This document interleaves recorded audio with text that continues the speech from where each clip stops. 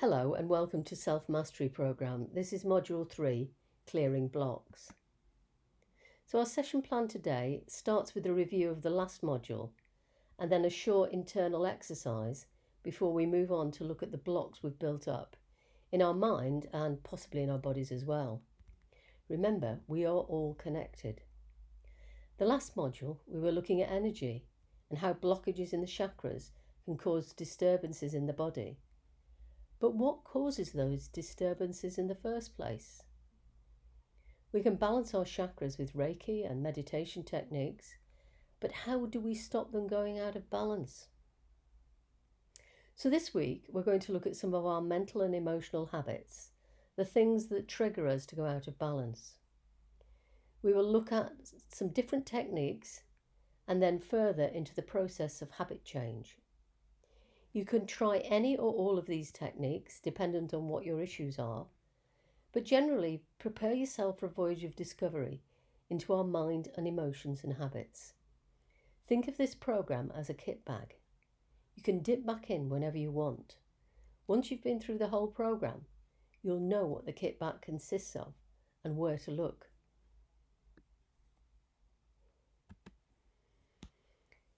Now that you've done the practices of journaling, meditation and reflection for a while, I'm hoping that you've got into a system that works for you. I know that some days are better than others. Don't berate yourself. Just gently and kindly coax yourself into doing a little bit more each day. It's important to learn to turn inwards, for the answers are there rather than the outward side. Over time, it becomes a beautiful habit.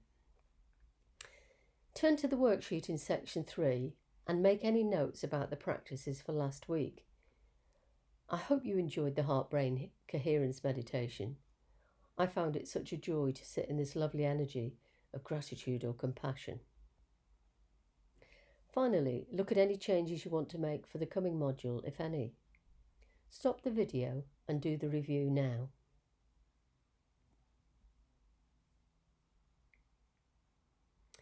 You should continue with the journaling and reflection each morning and evening, but the meditation for this week will be different.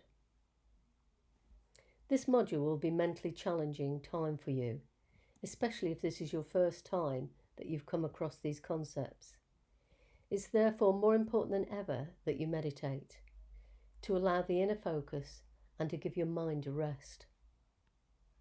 So far, you've been asked to do meditations 3 times a day for short bursts. I'd like you to develop longer sessions now if you can. I'm suggesting for this module that you only do twice a day. I will take you through a body scan meditation so that you get the idea, but you may wish to do it without guidance afterwards or find other meditations on YouTube to give you some sort of variety. Some people prefer silence to having a guided meditation, so do what's right for you. But go through this once now to understand it. Begin by making yourself comfortable. Sit in a chair and allow your back to be straight, but not stiff, with your feet on the ground. You could also do this practice standing if you prefer. You can lie down and have your head supported. Your hands could be resting gently in your lap or at your side. Allow your eyes to close or to remain open with a soft gaze. Take several long, slow, deep breaths, breathing in fully and exhaling slowly. Breathe in through your nose and out through your nose or mouth. Feel your stomach expand on an inhale and relax as you let go on the exhale. Begin to let go of noises around you.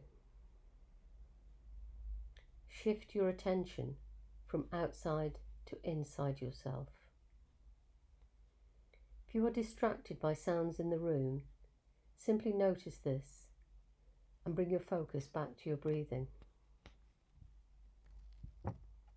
Now slowly bring your attention down to your feet. Begin observing sensations in your feet. You might want to wiggle your toes a little. feeling your toes against your socks or shoes. Just notice without judgment.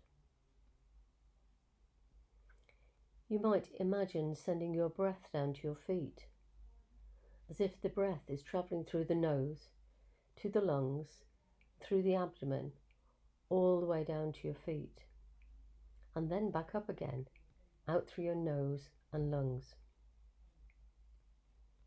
Perhaps you don't feel anything at all. That is fine too. Just allow yourself to feel the sensation of not feeling anything. When you are ready, allow your feet to dissolve in your mind's eye and move your attention up to your ankles, calves, knees and thighs.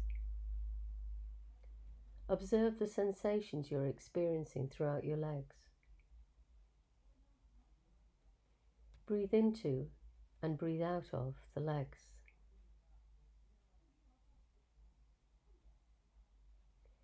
If your mind begins to wander during this exercise, gently notice this without judgment and bring your mind back to noticing the sensations in your legs.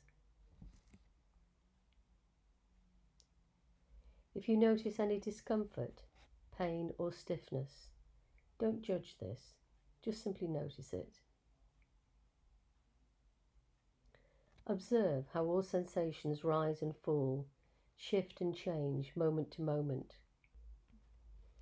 Notice how no sensation is permanent.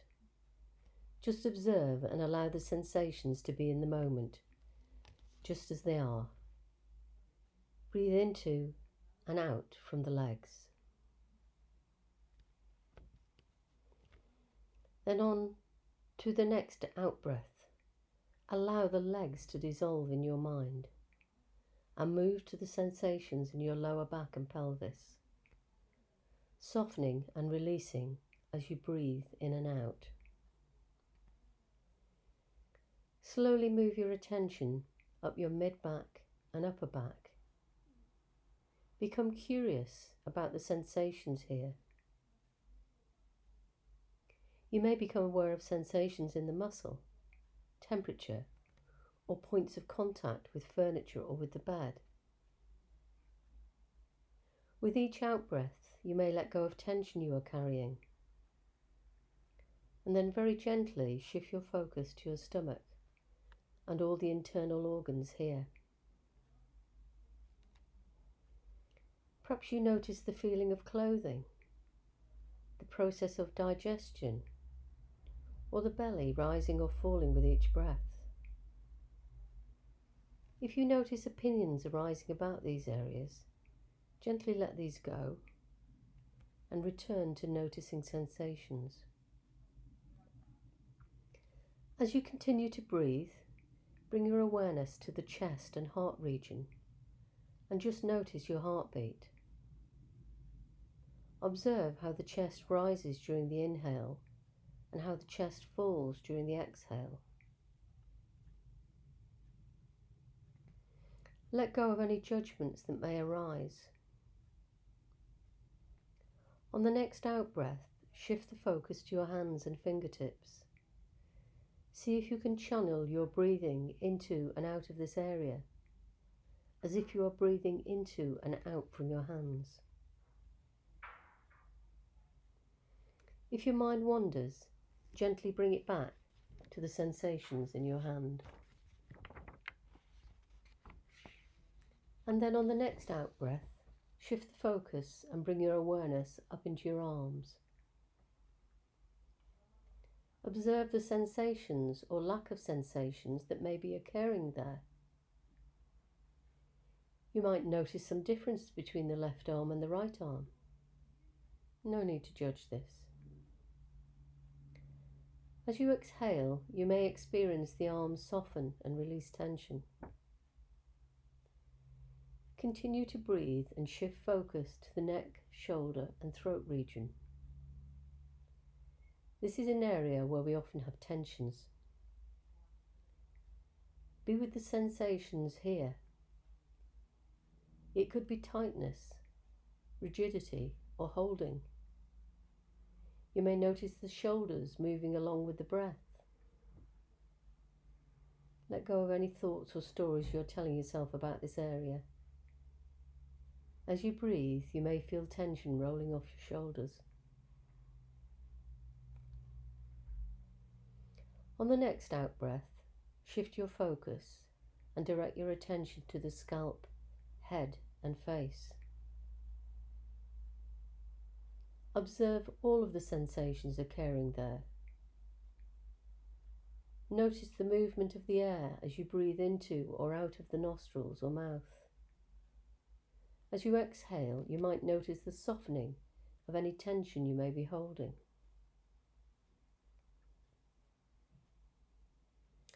And now let your attention expand out to include the entire body as a whole. Bring into your awareness the top of your head down to the bottom of your feet. Feel the gentle rhythm of the breath as it moves through the body. As you come to the end of this practice, take a full, deep breath, taking in all the energy of this practice. Exhale fully. And when you are ready, open your eyes and return your attention to the present moment. As you become fully alert and awake, consider setting the intention that this practice of building awareness will benefit everyone you come into contact with today.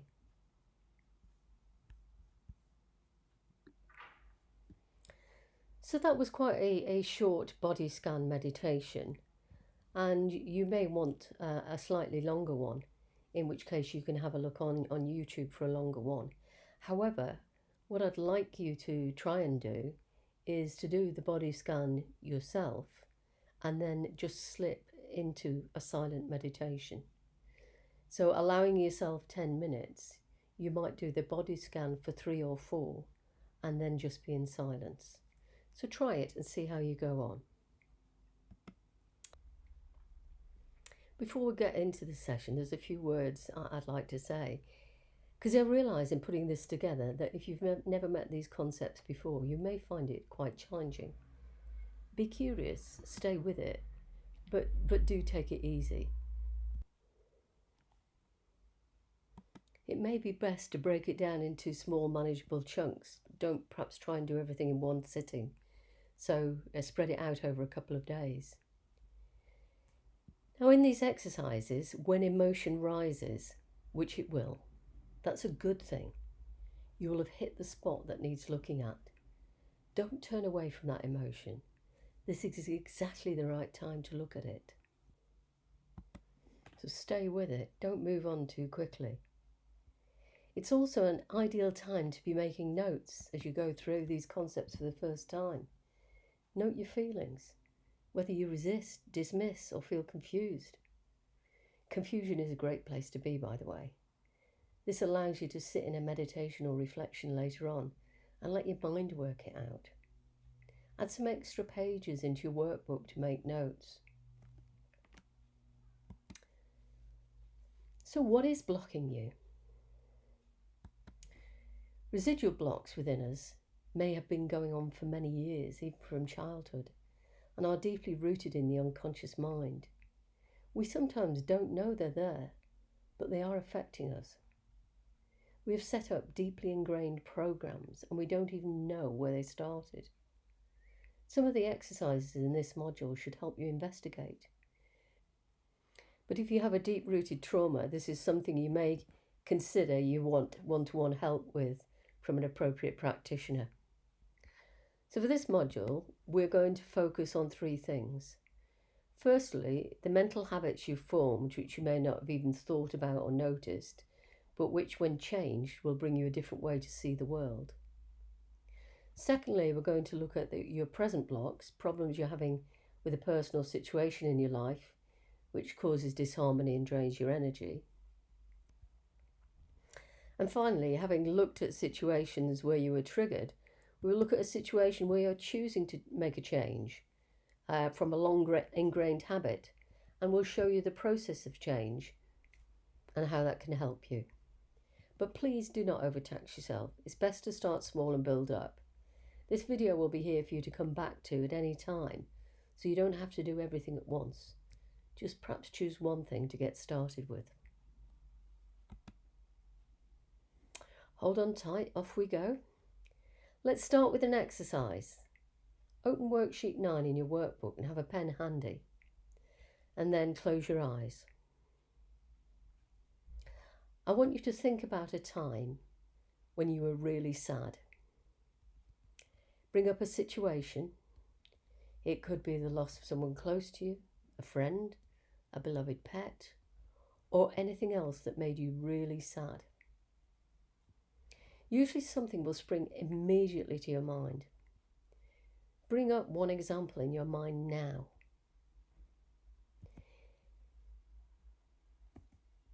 Imagine you are back at the time when this was happening. I want you in your imagination to step into your body. Be there now. Feel what you felt. Hear what you heard.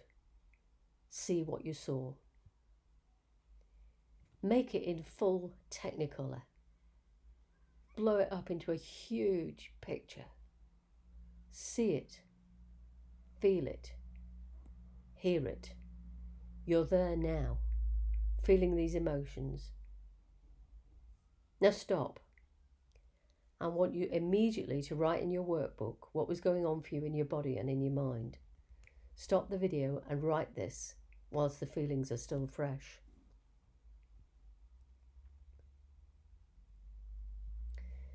Can you just stand up for a moment and have a good shake of the body, wave your arms around, then sit down again? Take a few deep breaths. We're shaking off those feelings that you just brought up. Now close your eyes. Let's turn to a much happier time, an occasion where you were supremely happy. It could be any time in your life. Do you have an example? They often pop up straight away when prompted.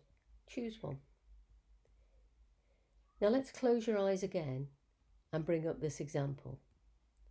And in your imagination, be there now. Where are you? Why are you so happy? What's happening? Who else is there? Be in your body now, at that time, in that place. Feel the feelings as if you were there. See what you saw. Feel what you felt. Hear what you heard. Turn up the volume on your feelings. Let them flood through you and sit there quietly enjoying that time again, a time of supreme happiness. See that memory. Feel those feelings. Now stop. Immediately write down what was going on for you in your body and mind at worksheet 8. Stop the video whilst you do this. Get it while it's fresh. Now shake that feeling off again. Breathe normally and settle back down. Let me ask you a few questions. When you were imagining yourself in the situations again, did it feel real for you? Could you imagine or visualize the scenario playing out? Could you feel the feelings that you felt then? So who made you feel those feelings? Stop the video and fill in your thoughts in worksheet 8.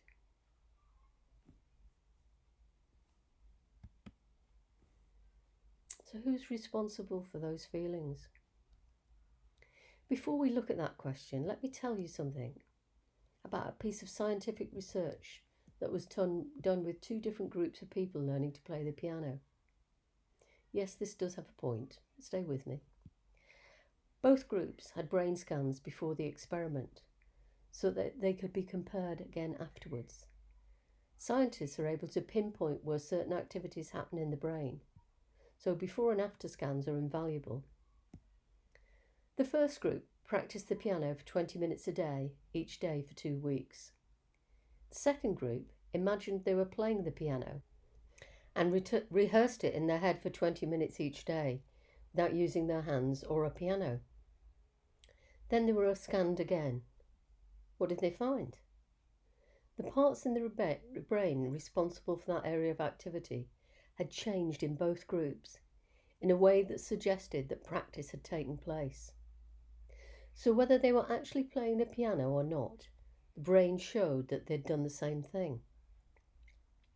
There are many experiments like this that have been done, and from it they've deduced that the brain does not know what's real and what's imagined. This is why athletes work with coaches who help them prepare in their mind as well as on the track. Rehearsing strategies in their head helps performance.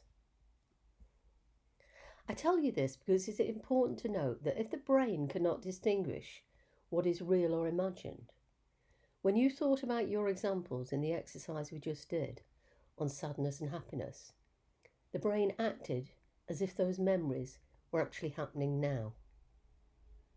If you allowed yourself to get into that exercise, your thoughts will have created feelings, and the brain will have released chemicals into your bloodstream to match what you're imagining, and you'll have felt it in your body as emotion, energy in motion. The reason I asked you to stand and shake it off was to move the energy.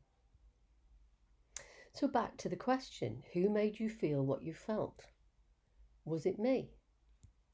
I used the prompting words, but honestly, can I really make you feel something when I have no idea what your examples are?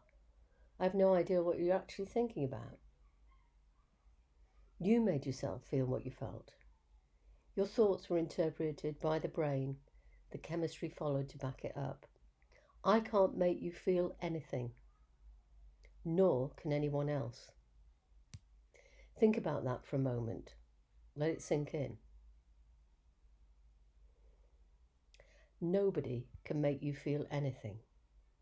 Only you do it.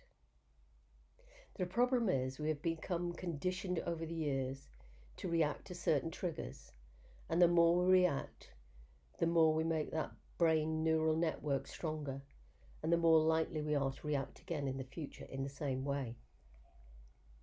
So let's take this idea a bit further. How is it then, when one person says something to you, you can accept it happily? But if someone you don't particularly like says the same thing, you get really upset. I'm sure you can all think of some situations. For example, if you were someone who was very touchy about their weight problems of many years standing, and a real close friend who you trust implicitly and who you can talk easily about anything, says to you, "Have you put weight on?" You'd probably discuss it as good friends do and not feel angry or upset. But what if someone you don't like says the very same thing? "Have you put weight on?" What's your reaction then? Do you see it in the same way? So what's the difference? It's not their fault that you are feeling what you feel. It's your fault. It's what you do with what they said. You attribute meaning to it. It's going through your filters of how you see life and the automatic triggers that you've set up to certain people or certain situations. You assume your best friend has your best interests at heart and take the comments kindly, but the person who you feel negatively about saying the same thing, that's just different to you. Your thoughts may go along the lines, "She's doing this to make me angry. Bitch, you're not that slim yourself," to just feeling hurt and angry. It may whack you straight in the solar plexus, the place of our ego identity and how we see ourselves. It's not what they said. It's what you did with what they said. You assigned meaning to it in your head, and then the feelings followed, and you've probably made a habit of doing this, as most people do. That's the bad news. You're responsible for your own feelings. Sit with that for a minute and let it sink in. It's easy to say, but this one fact alone can have a huge impact on you if you really get it. Once you understand this, you can no longer blame anyone else for what you're feeling. Please don't shoot the messenger, but once you know this, you can't unknow it. Life can change irrevocably if you understand and accept it. If you're still arguing with me in your head, can I ask you to look at the examples again? Find some examples of your own and sit with it in reflection. This is critical to progress on your spiritual path. Whether someone says something to you which triggers a reaction, or you simply think something which triggers a reaction, there is no difference. There is a stimulus, which is a thought or a word, and a response, your feelings and emotions and behaviour. When you're driving, you see a red light, that's the stimulus. You stop the car, that's the response. Take that analogy and apply it to your own situation with various people. Think about the saying, red rag to a bull. When someone says something and you feel upset, it's because something within you has been triggered. At some point in your life, you learned that people talking about your weight, as an example, resulted in you feeling upset. You were upset because you were unhappy with your weight and didn't need it pointing out. It wasn't what they said that upset you, it's what you did with what they said. It reminded you of your own feelings on the subject. Don't rush over this. Give yourself time to think of other examples. Like a time when you were really angry. Sit with that example. See it in your mind's eye. Step into it. Be there. Feel it. Hear it. See it. Ramp up the feelings of anger and then look what's happening in your body. So if your thoughts are causing you pain and suffering, or the words of someone else are causing you to turn them into pain and suffering, do you want to continue to do that? If you know you're causing yourself pain, would you still do it? You've learnt this behaviour and it's become a habit to respond in a certain way. You and 90% of the population. So if you've learnt it, you can become aware of that and you can go through the process of changing it. We need to rewire the circuits in the brain to get you out of the habit.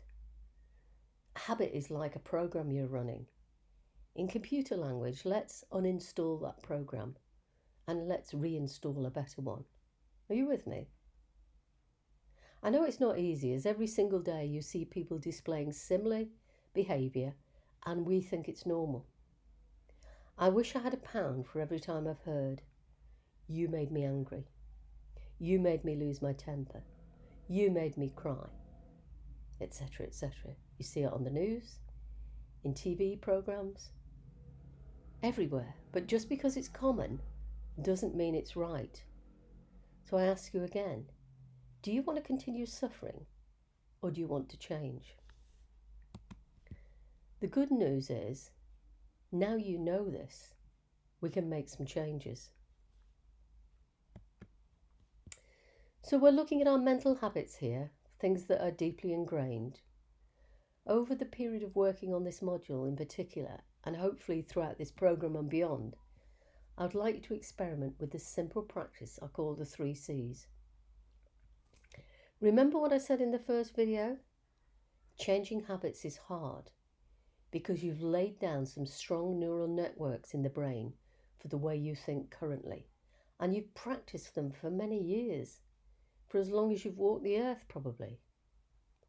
Results take work and there is no alternative but to practice, practice, practice.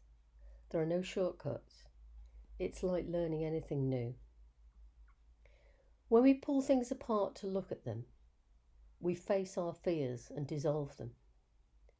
Once overcome, we can reintegrate ourselves and be whole and grounded. I spent a long time doing this when I first discovered that I had the power to change my mind. That's an interesting phrase, isn't it? I have the power to change my mind. So do you. I said to myself, why would I want to make myself suffer when I have a choice? Of course, I sometimes trip up, even now, because it's been such a deeply ingrained habit.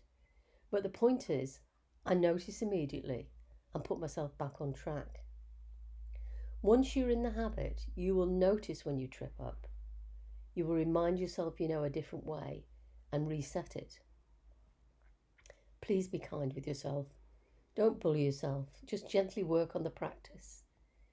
Notice when you forget, and gradually you will remember more than you forget. We're laying the foundations of a new neural network. Neurons that fire together, wire together. Gradually, the old habits will be replaced. The next time you have a negative thought, it might be triggered by something someone has said to you, or it may just be triggered by your own thoughts. Then try this. Catch it. Become aware of the thought and its impact on you. Challenge it. Is it true? Or is it just a belief which you think is true? An assumption? Does it make you feel strong and positive or weak and negative? What impact does that thought have on your body? Remember, you release chemicals into your body by what you think, such as cortisol, which is a stress hormone. Would you rather think something else? Then change it. If you don't like thinking those thoughts, remember the impact on the body, then choose to think something different. Let me give you an example. As a trainer and a presenter, I've had to stand up in front of groups of people all the time. People ask me where I get the confidence from, and am I not put off by people in the audience? If I was allowing my thoughts to affect me, the cycle might go something like this. I might be looking at the audience and thinking, that person doesn't like me. That person isn't enjoying the talk. That person disagrees with me. That person looks bored. These thoughts may trigger feelings. I may feel embarrassed, awkward, unsure of myself. I may feel physical symptoms such as butterflies in the stomach, nausea, stress. I may shake a little as the brain registers my thoughts and sends out chemicals to match. My outward behaviour may change. I may stumble over my words. I may blush. I may lose my place in the talk. So thoughts become feelings, become actions. Change the thoughts, change the feelings, change the outcomes. Having worked on my personal development for some time, I have a strong sense of self. I no longer allow other people's opinions about me to affect me. Everyone's entitled to their opinion, of course, but I don't have to share them. That's my choice. And in the example I gave you, they were just my thoughts. I had no idea what those people were really thinking. Again, we just make assumptions. So there is a real reward from doing this exercise. It's the building up of resilience and confidence. During the module, when you're working on this, make notes of things that come up and spend some time reflecting on them in your evening reflection practice. But this is one of the simplest and most effective techniques that I've taught my coaching clients for a very long time. Catch it, challenge it, change it. You have the power to change your mind. Let's move on to look at things from another perspective. This model shows the connection between thoughts, feelings, behaviour and physical reactions and how they're all connected. Let's take another example to bring the model to life. You may be having difficulty with a partner who you'd like to be more open about their feelings with you and talk to you more often, but they don't unless pressed, and it can often end up in a heated discussion rather than the open exchange you were looking for. Your thoughts around this may range from, they're hiding something, they aren't truthful, they can't be trusted, they don't really love me. You may then have feelings of frustration, disappointment, or anger because they won't talk openly. It is likely that this will affect your behaviour towards them. You may start to be withdrawn or moody, not talking about your own feelings. See how you like it. Does that sound familiar? The physical reactions in your body are likely to set up tension, stress, and the release of chemicals into the bloodstream which match your thoughts, which may well lead towards further behaviours such as comfort eating or drinking. Can you see the connection? The only person who can change us is ourself. We choose whether to make a change or not. So why do we spend so much time trying to get other people to change their way of thinking or doing something? Someone telling you to change may just be a red rag to a bull. There is stubbornness within us, unless we see the benefit for ourselves. If there's nothing in it for me, why should I change? Why don't you change? And so it goes on. Even doing this course, some of you will have a huge resistance to some of the ideas shared. Become the observer of yourself. It's a bit like being a detective. Think of some examples in your own life and just run this through a couple of times so that you really understand the connection. It's a great model. If this is a system and one thing triggers another, what if we change just one thing? We can start with changing our thoughts to something more realistic and positive. Going back to my previous example about the partner who doesn't like talking about their feelings, that person could change this by thinking something more positive. Maybe my partner isn't someone who can express themselves well in words, but I notice the small things they do for me. Bringing flowers, complimenting me on what I'm wearing, doing jobs for me around the house.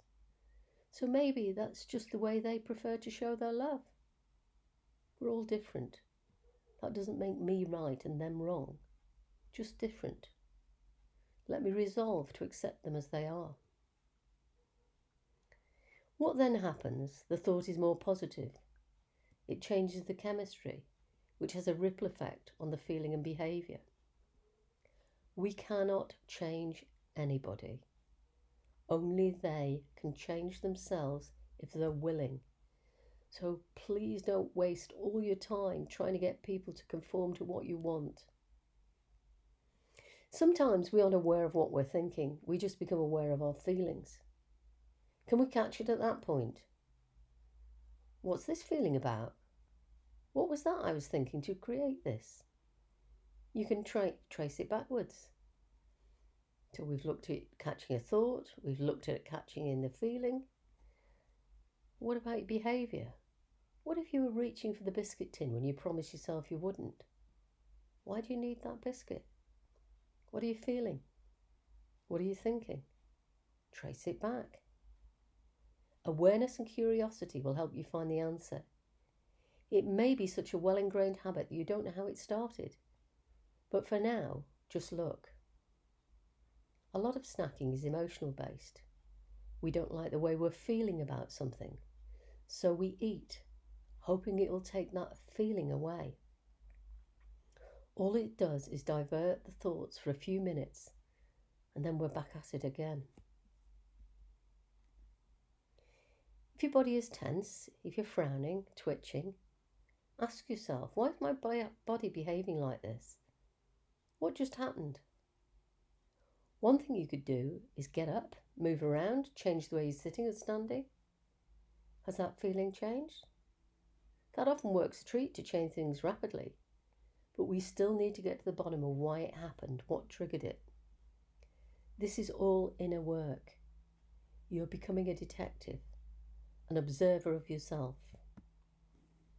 And when you change the way you look at things, the things you look at change. It's a paradigm shift. When you change your thoughts about someone or something, when you remove outdated beliefs, negative beliefs, or unhelpful ways of thinking, then you start to change your outlook and you see life differently. It's an interesting journey and one with much less stress. We can't always change the situation we're in, but we can change your thoughts about it, which will have an impact. Working in HR, I often found people who were unhappy at work because it was the wrong job for them. But they stayed because they needed the money and they were too afraid to change in case it was worse. These people cause themselves so much pain and suffering. It's often something more traumatic that makes them change, like redundancy or becoming ill. Becoming ill has the huge benefit of time to think. And often those people who are away for more than 6 weeks did not want to come back. So, if we just stop, take a look at what's happening for us, and ask ourselves the questions we did in Module 1. What's really important in your life? And then look what's happening in practice. Do they match? Are you making yourself unhappy? Do you ever come out from watching a film having been on a roller coaster of emotions? Sometimes tense, sometimes laughing. The movie makers know how to manipulate us. They know that when we're watching the film, we lose track of our bodies and where we are. Our brain is thinking it's really happening at that moment. And we react with it. Shock, horror, laughter, tears. We are taking what we see in front of us and making meaning from it, which affects our body chemistry. Have you noticed how some people don't react the same way you do? I cry like anything if an animal gets hurt or lost, but others don't. It's because of our filters and experiences that have shaped the way we see the world. I love animals and feel protective and caring when they're in danger or hurt. Those that think differently will just laugh and say, "It's just an animal." I could react by being angry or accuse them of being unfeeling. That's normal behaviour, isn't it? Well, it's unconscious thinking behaviour, that's for sure. We tend to think everyone should feel the same as we do. But they don't, because they're not us. As you'll see from the diagram which I first showed you in week 1, our values and beliefs are drawn from all parts of our life. We form these values and beliefs in our subconscious mind, and most of the time we're not aware of them or how we use them to filter out what we see, hear and read. We reject things that don't fit in with our map or model of the world. We all have our model of the world, the way we see things, all filtered through our own perceptions, coloured by our own values and beliefs. None of us are right or wrong. We are just different from each other. Become aware that no one sees the world exactly in the same way you do. You cannot know what the world looks like for someone else. We can guess, we can sympathise, empathise, but we can't know. So why do so many of us insist that you need to see it my way?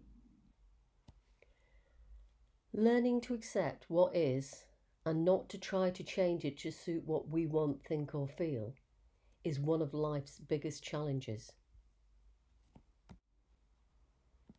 So in the last module, I asked you to think about a scenario that you wanted to work on, either someone or a situation which you were finding difficult.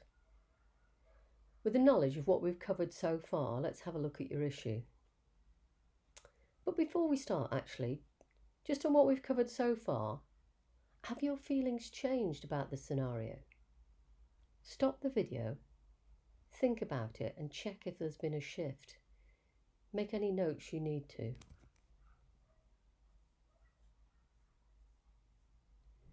Now we're going to look at your scenario in a different way.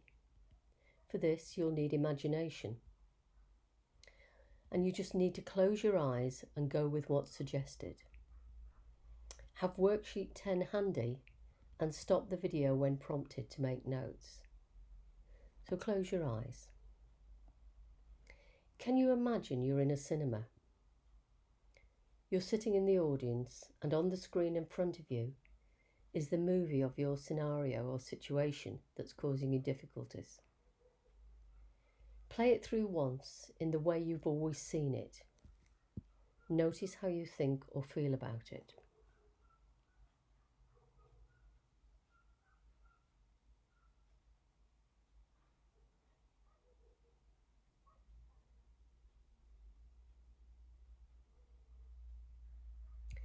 Now we're going to play your movie again, but this time specifically focus on yourself on the screen from the comfort of your seat in the auditorium.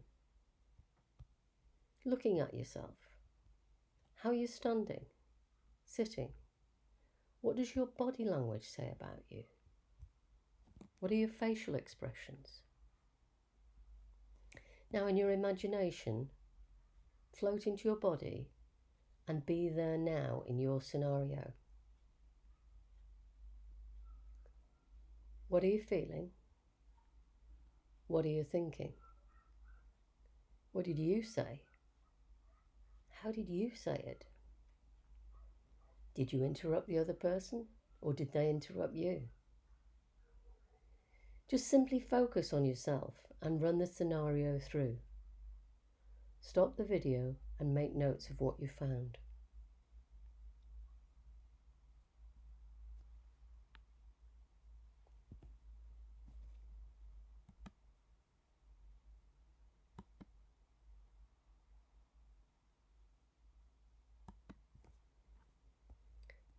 Now, from your seat in the auditorium, I want you to look at the other person involved.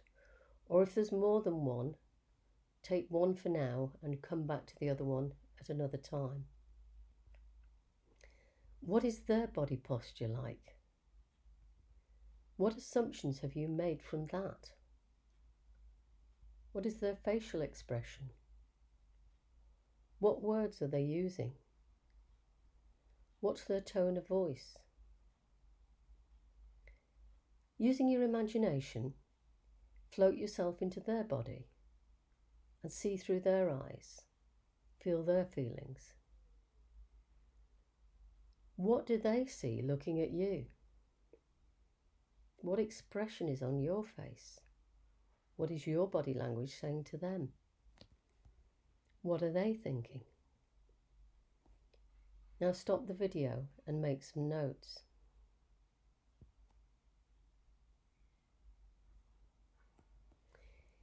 If there are more than one person in your scenario, then repeat this exercise several times and go through each perspective, stopping to make notes after each person.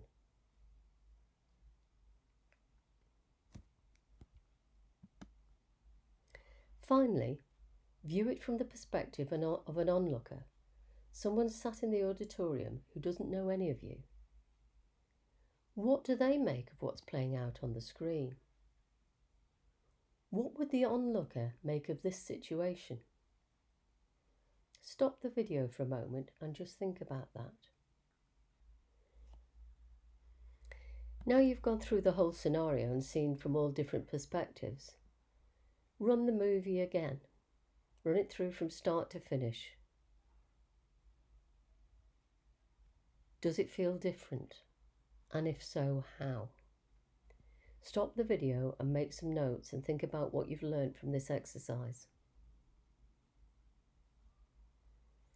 If you found this difficult to do because you may have never done anything like this before, just play with it with a childlike curiosity. Use your imagination. You'll be surprised what comes up for you. What we're doing here is getting out of our conscious thinking mind and getting more into the unconscious, the subconscious mind.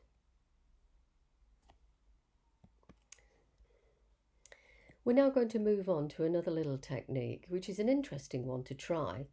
And as long as you embrace it with curiosity and imagination, it can produce some amazing insights. What you'll need for this is 2 chairs. You're going to sit in one and look at the one opposite, like the picture above. So you're going to put the person that you're having difficulty with in the chair opposite you. So in your imagination, put that person in the chair opposite. Now ask the question that you've always wanted to ask them, something that you need answered. Ask the question and then swap chairs. Now be the person and answer from their perspective.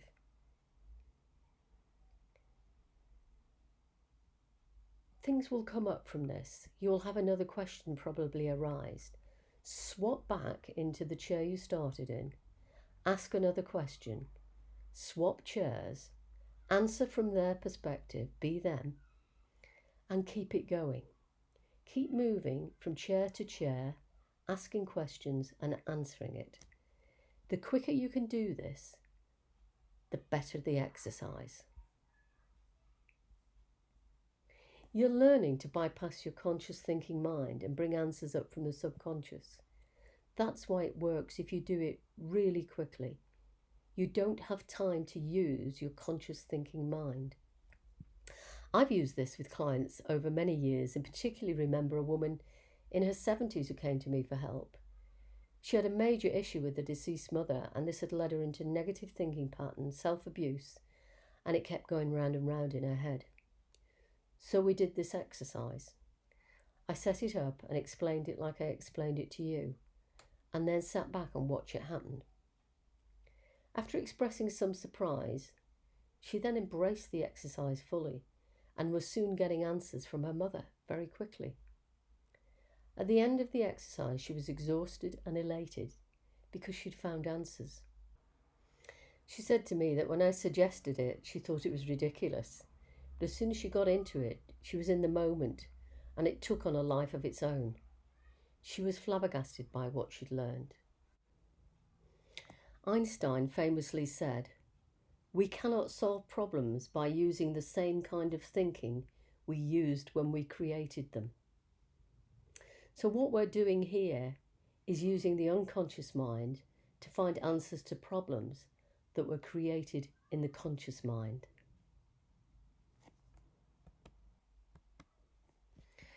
We're now going to move on to look at the process of change, where you made the decision yourself that you wanted to change and then carried it out. As I take you through these 5 stages, think about a time when you decided to make a change, then either didn't do it or it failed. See if you can pinpoint the stage which was a problem for you. Knowing that there is a pattern that has worked for so many people may help you to have a go at changing one of the habits that you wanted to do for such a long time. The top ones that come to mind are giving up smoking, drinking, losing weight, stopping eating so much sugar, getting more exercise. But whatever it is for you, that's your decision. So the first stage is pre-contemplation. I'm going to take the example of getting fit and losing weight as I go through this. Many people lead very sedentary lives, drive to work, sit all day, come home, watch TV and go to bed, and they do that 5 days a week. And then at the weekend they're catching up on sleep, jobs in the house, and exercise might never even come into their minds. And we do tend to eat more when we're tired, so there's good connection there. Well-meaning friends, don't you just love them? Maybe saying things like, if you went to the gym you could lose that spare tyre. Why don't you join a walking group, try jogging, whatever. You're likely to be defensive. You're not at the stage where you see the need to change. At this point, you're still in denial. The second stage is contemplation. You start to become aware that you're stiff, can't run up the stairs like you used to, find it exhausting playing with the kids, and some of your clothes don't fit as well as they used to. Now you start to think about it a bit more. You don't like where you are. You think about change, but you can't see how it's going to happen. You weigh the pros and cons. Realise you'd have to put in some effort and change things around if you want to make the change. It won't be that easy. You start reading articles about being unfit and what it does to the body. You may think, if you don't address the weight now, what will it be like in a few years' time? So at least you're getting better informed now about the effects of your bad habit. Maybe you have an excuse which you keep replaying in your mind. In my case, I blamed my underactive thyroid. I tried everything and the weight simply didn't budge, so that was it. This stage takes as long as it takes. For some it's a week or 2, for others it's a lifetime. Always thinking about it, never actually doing it. Is this where you get stuck? The third stage is about preparation and determination. You're now at the point where you're committed to making the change. You want to make it. You say things like, I've got to do something about this now before gets worse. Something has to change. I can't go on like this. You now get into research phase. You're gathering information about different types of exercise, looking at how you can cut down on your eating. You make a lot of inquiries, the cost of a gym, what about home equipment? What about Weight Watchers or meal plans delivered to the door? Most people skip this phase, and that's why change can fail. They go from thinking about it straight into action without really planning, and then they fail. Determination on its own can't do it. You have to make some plans of what and how you're going to make these changes. How can you fit it into your lifestyle? What does it actually mean for you? Is it practical what you're thinking of doing? What are the options? Set yourself up for success. The more prepared you are, the better. Sometimes having a buddy with the same habit they want to change can be really motivational. Doing it together, comparing notes, cheering each other on. That works for some people. Who do you know who wants to make the same change you're making? Could you do it together? Stage 4 is about action and willpower. Having made all your plans and worked out what you're going to do and when, you now believe you're able to make the changes to your behaviour by using a variety of techniques. This is probably the shortest stage of the whole change process, because when you're in the right headspace with plans, you are more likely to get on with it and reach your goal. Your plans will have included how to keep up your motivation, getting others to help. You're open to input at this stage from other people, and you may well compare notes on what worked for them. Success breeds success. Once it starts to work, it reinforces the determination within you, and you succeed. But there is a final stage, and many people miss this out. This is about maintenance. You've achieved your goal. You've got fit, lost the excess weight, or whatever your goal was, but it doesn't end there. In order to stay at the point, you'll need to put things in place for maintenance so that you don't slip backwards. How many people have you seen go on a diet only to put it all back on again afterwards? It happens all the time. Or start an exercise regime and then stop when they reach their goal, and everything starts to slide backwards gradually. So whatever the change you've made, how are you going to keep on track and not slip back? Think about it and find something that works for you. For me, having got rid of some health challenges, I lost nearly 3 stone through power walking and monitoring my food with an app. I got so into the habit of using the app, I continued because I didn't want to slip back. What it gave me was information. So I weigh myself once a week and look at the data on my food app, and I've worked out what I need to do to maintain that weight level. 2 years later, I'm still the same weight. Now that type of plan might not work for you, but the point remains you have to find something that works so that you don't slip backwards. Having put all that work in, wouldn't it be a shame to see the results disappear? So that's the 5 stages of habit change. So think about something you'd like to change now, and then apply those 5 stages to it. Is this something you want to do? Maybe you want to come back to it later.